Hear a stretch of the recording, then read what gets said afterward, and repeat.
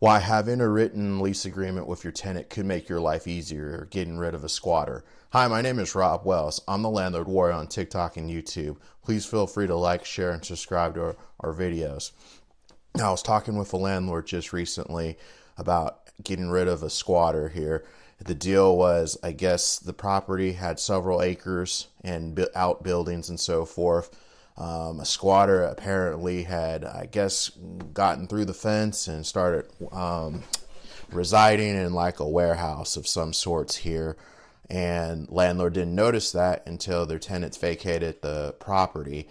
And it sounded like the landlord wasn't getting the cooperation of the tenant. This landlord was kind of lost for what to do because the squatter was excluding the landlord and people from the premises or that particular outbuilding. And of course, law enforcement was no help. They wouldn't trespass the guy out, said you had to go to court. So what do you normally have to do? Well, to get rid of a true squatter, you would have to file what's called a forceful detainer action. In California, it's like the opposite of an eviction action. An eviction or unlawful detainers for like a true landlord and tenant situation. Forceful detainers are generally used for people that have like no relationship whatsoever to the property. You just kind of just trespass basically and then start, like holding possession.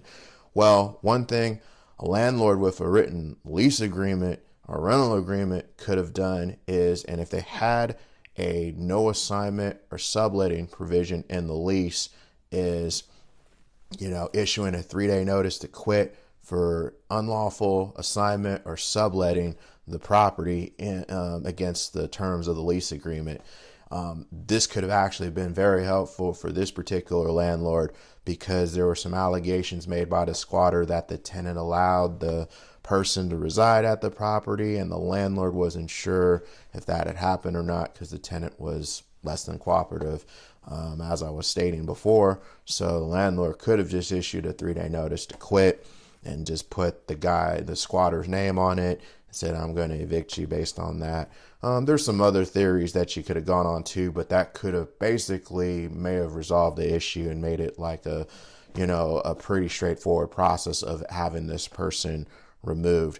Obviously, going through the court process, not the easiest of things, but it could have made life a little bit easier. If you have this situation in a very factually dependent situations, go talk with landlord's counsel to see the best way of dealing with it.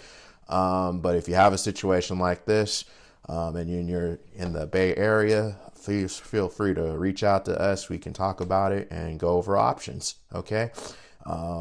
If you have any questions, comments, put them down below. Until next time, folks, I'll talk to you then. Okay. See ya.